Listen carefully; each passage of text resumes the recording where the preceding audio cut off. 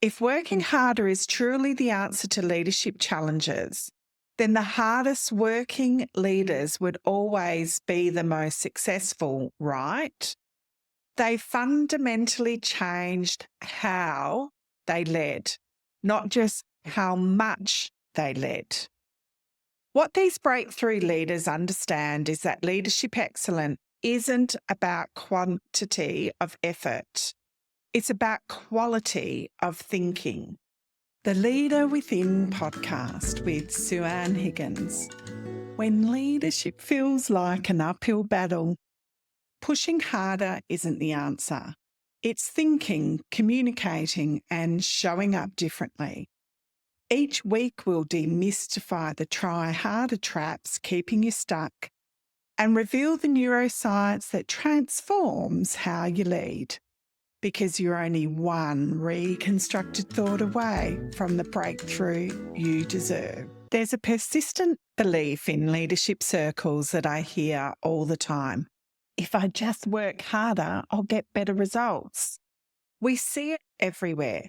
Leaders coming in earlier, staying later, taking on more projects and answering emails at midnight, wearing that busyness or exhaustion like a badge of honour, as if leadership success is directly proportional to the number of hours you put in. And I completely understand why this belief is so widespread. After all, hard work is how most of us got to where we are today. It's what our parents taught us, what our first boss reinforced, and what seems to be celebrated everywhere we look. Plus, when things aren't working, doing more feels productive. It gives us the illusion of control in an uncertain world. But here's the thing. If working harder is truly the answer to leadership challenges, then the hardest working leaders would always be the most successful, right? Yet we all know brilliant, dedicated leaders who work 60 to 70 hours a week but still feel stuck, still feel overwhelmed with overthinking and still struggle to get their teams to perform. Look at some of the most impactful leaders of our time. Did Satya Nadella turn Microsoft around by simply working more hours than Steve Ballmer? Did Jacinta Ardern lead New Zealand through crises by outworking her predecessors? Of course not. They fundamentally changed how they led, not just how much they led. What these breakthrough leaders understand is that leadership excellence isn't about quantity of effort. It's about quality of thinking. It's about stepping back from the day-to-day chaos to align what I call the three worlds of leadership. Your inner world, how you experience you. Your outer world, how others experience you. And the external world, how everyone uniquely experiences the circumstances around us. When these three worlds are in harmony, leadership flows naturally. Your team responds to your guidance, not because you put in extra hours at work, but because you created clarity that compels action. The answer isn't trying harder. It's in thinking differently. If you stay caught in what I call the try harder traps of leadership, you're heading towards a leadership plateau that no amount of extra hours can break through. You'll continue to feel unseen, unheard, and unsupported despite your dedication. Your health will suffer, your relationships will strain, and worst of all, your leadership and impact will diminish rather than grow. So I'll ask you this. Do you really want to keep grinding away, adding more hours in your work week when the approach is clearly not working? Or are you ready to reconstruct your thinking and discover that you're one reconstructed thought away from the breakthrough you deserve? in your life and leadership journey. I'll never forget the day that transformed how I think about leadership. I was running a workshop when a frustrated leader, let's call her Kathy, marched across the room towards me, steam blowing out her ears. I know what to do, but I just can't make them do what I want them to do.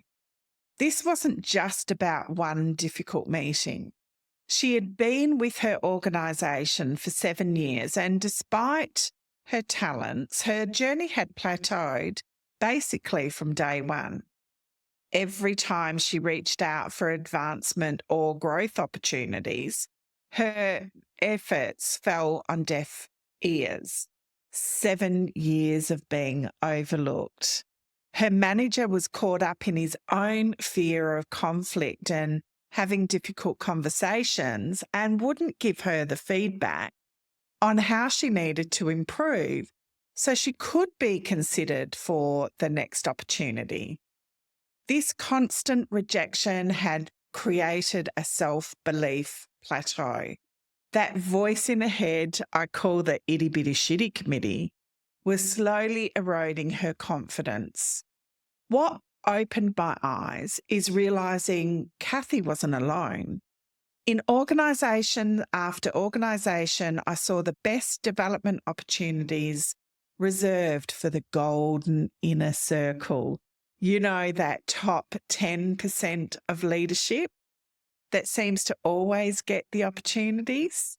That day, I realised leadership isn't a two-dimensional chess game, balancing organisational needs and people's wants.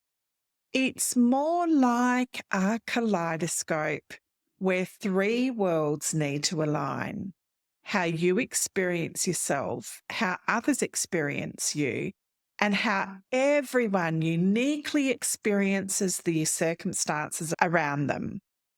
Working with Kathy, we aligned these three worlds. She learned to quiet her inner critic, adjust how she communicated, and gain skills to understand teams' perspective. Within 6 months, she had resolved her team issues and secured a promotion.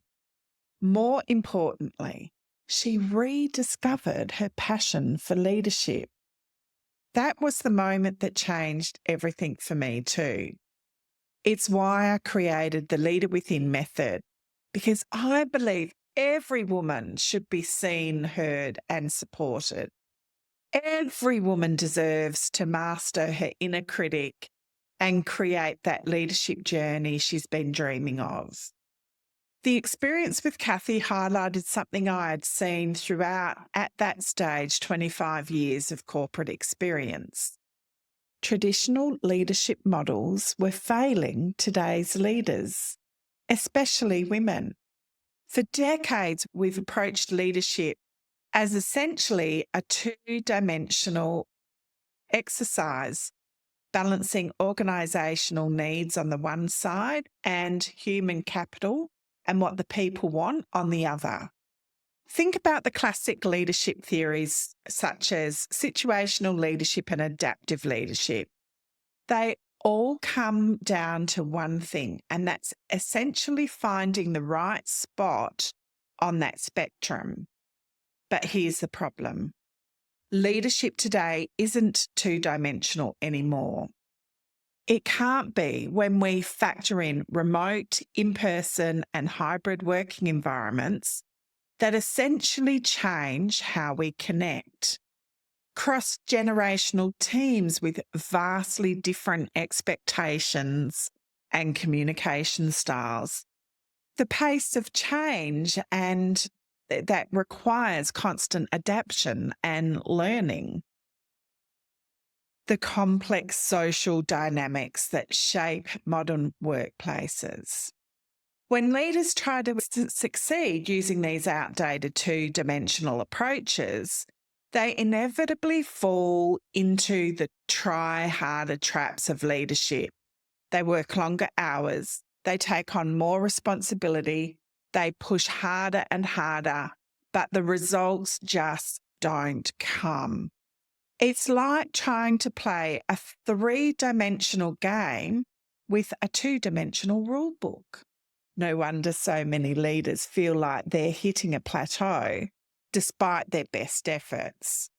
What's worse is women leaders often face greater pressure to perform and prove themselves, which pushes them deeper into the try-harder traps of leadership.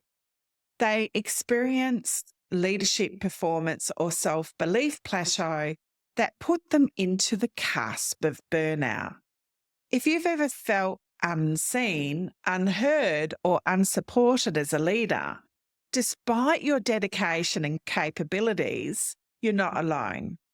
And more importantly, it's not your fault. The frameworks we've been given just simply don't match the complexity of leadership today. This is where the Leadership Kaleidoscope comes in.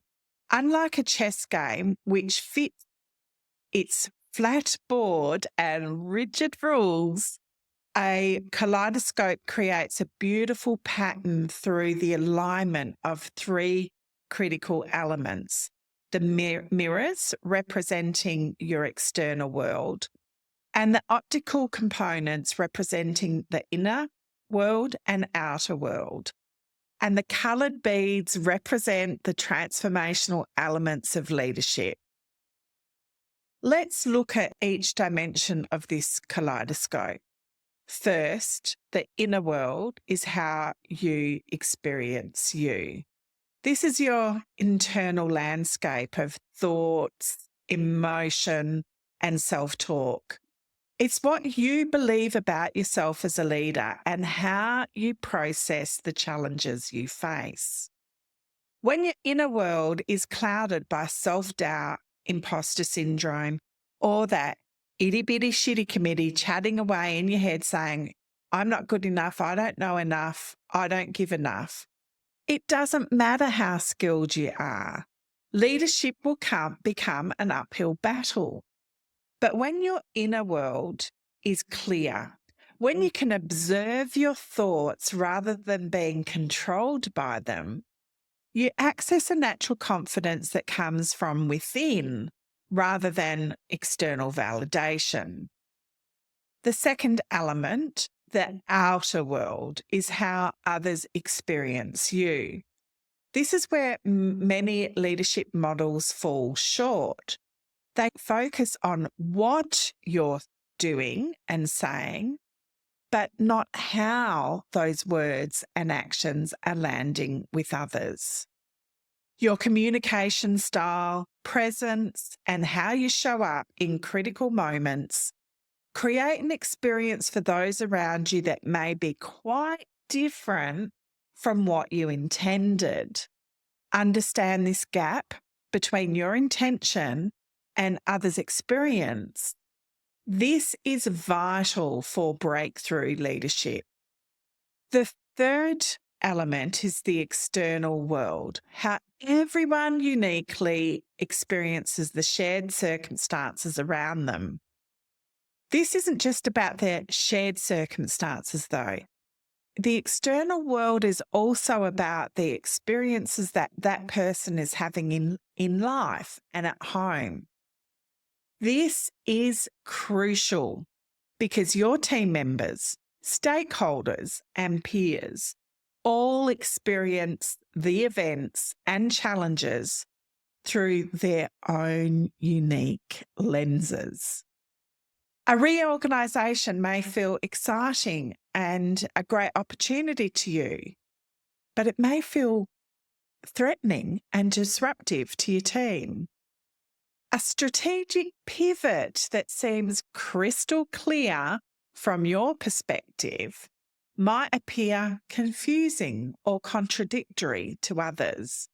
When these worlds align, when the inner experience, how others experience you, and your understanding of the diverse perspectives on external circumstances come together, leadership creates a beautiful symphony of clarity and impact. Because when they're misaligned, leadership feels like you're pushing a boulder up a hill, and possibly people are pushing on the boulder in the opposite direction too, making you work harder and harder, but making less and less progress. So let's unpack the brain science now in a non-sciencey way. There's fascinating neuroscience behind why a three-dimensional approach works so powerfully. Your brain has what I call the 5 gatekeepers to human behaviour. 5 fundamental triggers that determine whether you respond positively or negatively to any given situation. These gatekeepers are constantly scanning the environment to determine whether you feel valued or diminished, whether you can predict what happens next, whether you have a sense of control, or whether you feel connected to others, and whether you feel that this situation is fair. When all of these gatekeepers detect a threat, your brain's neurochemistry changes dramatically. You've probably heard the fight, freeze response, but there are actually 2 additional responses. The fawn response, which is when you make yourself insignificant and small, and let's just call it the friendly response, but the word actually rhymes with truck, if you get what I mean. What happens in your brain during these reactions is fascinating. Your prefrontal cortex, which is often called the Goldilocks of the brain because the neurochemicals have to be just right. This is the area of your executive functions like decision-making and emotional regulation. It's relatively small, representing only about 6 to 10% of your brain mass, but it requires a whopping 80% of your neurochemicals to function at its best. When you feel threatened, those precious neurochemicals get diverted to your limbic system, the emotional centre of your brain, leaving your prefrontal cortex starved of those precious resources it needs for you to think clearly. This is why we literally can't think clearly when we're triggered. When we say things we regret because the Goldilocks of the brain isn't getting what she needs. Now, here's the key insights. When the 3 worlds of Leadership Kaleidoscope are misaligned, it triggers these 5 gatekeepers. Your inner critic activates a threat to how you value yourself. Unclear communication creates uncertainty. Misunderstanding others' perception threatens your sense of connection. But by aligning these 3 worlds, you're not just creating an easier leadership pattern. You're literally creating the neurochemical conditions for optimal brain functioning, both for you and for those that you lead. This is the science behind why some leaders seem to navigate complex situations with ease, while others, despite working harder, remain stuck. It's not about effort.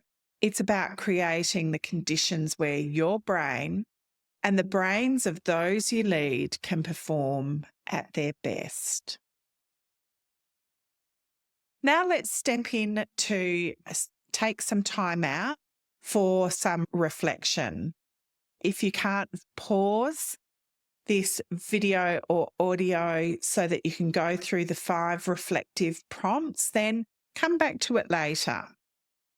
Grab a journal if you have one nearby, and I want you to actually physically write the answers to these reflection questions. Reflection 1.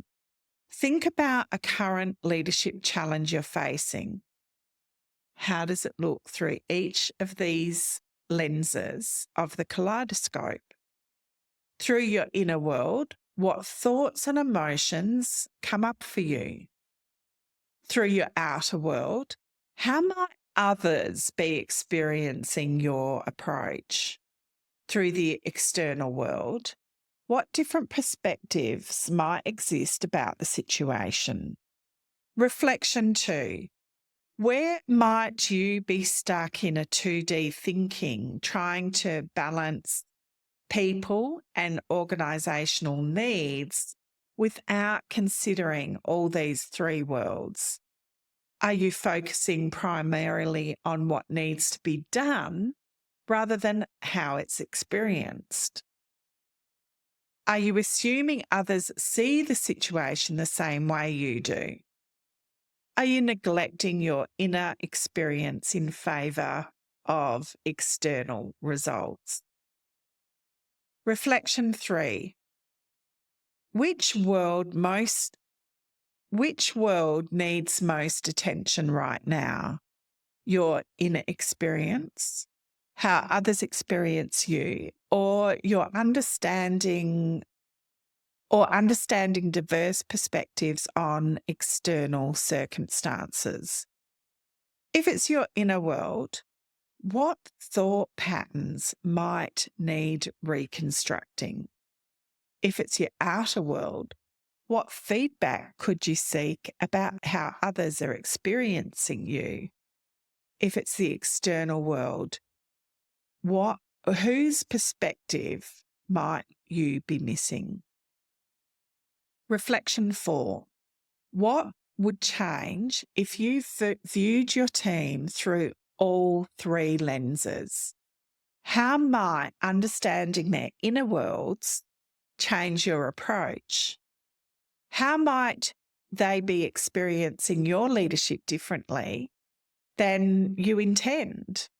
And how might you see external challenges in the way that you haven't considered? And how might they see external challenges in the way that you haven't considered? Reflection 5. What's one area where aligning these three worlds might create a breakthrough? Where are you currently experiencing the most friction or resistance? What might change if you adjust your approach based on all three perspectives? What specifically will you do differently this week? It's now time to walk the talk. Choose one leadership challenge. Choose one leadership situation that you're heading into this week where you will intentionally check all three perspectives before making a decision or taking action. Write that down as a commitment to yourself and feel free to message me or email me that commitment and I'll help you and I'll keep you accountable. I hope today's episode has given you a new way to think about leadership, not as a two-dimensional chess game, but as a multi-dimensional kaleidoscope that creates a beautiful pattern when aligned properly. Remember, you're only one reconstructed thought away from the breakthrough you deserve in your life and in your leadership journey.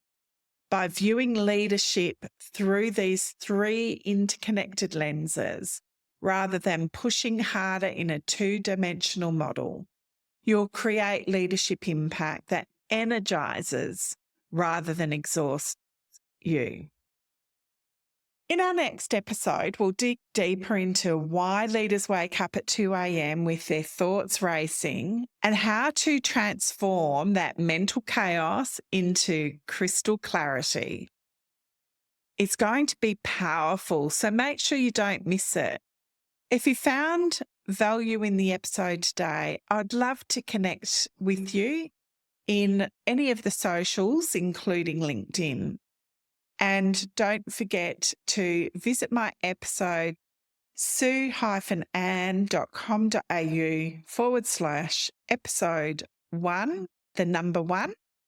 On that webpage, you'll see the reflection questions I asked and also the action I suggested. Until next time, my lovely, lead with clarity, passion, and purpose.